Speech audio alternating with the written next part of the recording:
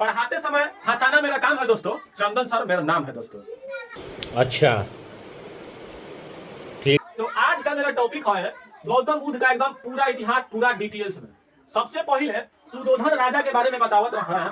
ई रहन राजा, और राजा जी ऐसा चटकन मरले खींच के गाल में आ चला जा नेपाल में। अच्छा हमको सिखा रिया है। नेपाल में एगो जगह हवा जेकर नाम कपिल वस्तु हवा, बहुत ही फेमस जगह हवा। उहावा के एगो राजा जिनकर नाम सुदोधन रहे और इनकी पत्नी के नाम महामाया रहे। और महामाया सब लोग को बहुत दया करत रहवा। और जब ई दोनों के एगो लड़का भइले जिनकर नाम बचपन के सिद्धार्थ पड़ल।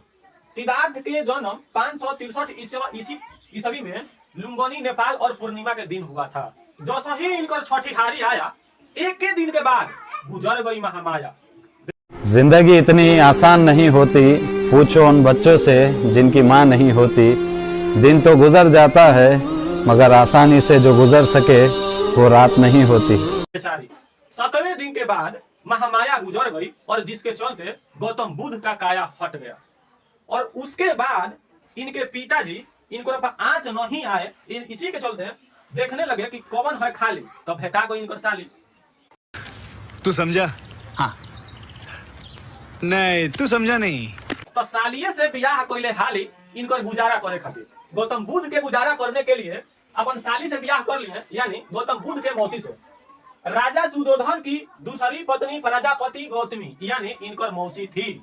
उसके बाद जब राजा जी इनका कुंडली देखने के लिए, कुंडली को दिखवाने के लिए किसी संत के पास गए, तो ऋषि मुनि ने देखा और बताया कि राजा को कि यह जब बढ़न होंगे ना तो दो को चीज बन सकते हैं, या तो चक्रवर्ती सम्राट बन सकते हैं या तो सन्यासी बन सकते हैं। राजा को जैसे एकदम पूरा, तो राजा के मन बड़ा हो गया दुखी।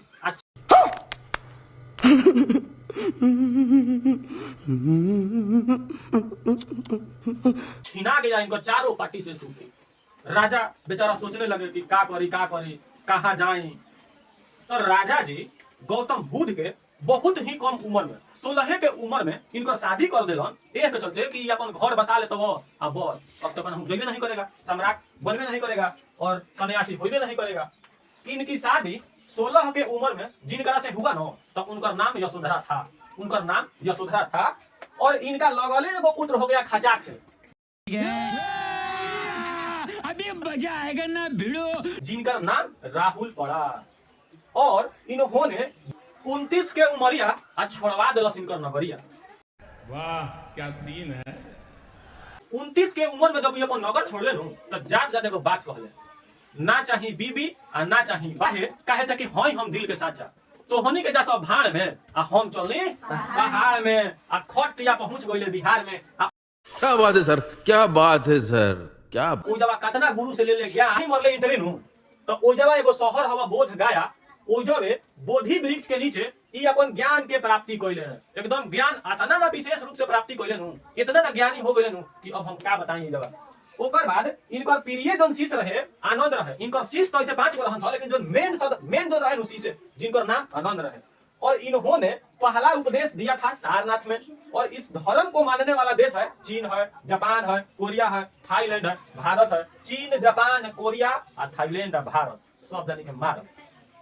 और इनके एगो घनिष्ठ मित्र हैं जिनका नाम बिंबिसार है। और इनका एगो बच्चा है बड़ी दिल के सच्चा है जिनका नाम अजात शत्रु है। ये बाप बेटा मिल के ई धर्म पे खूब प्रचार किया।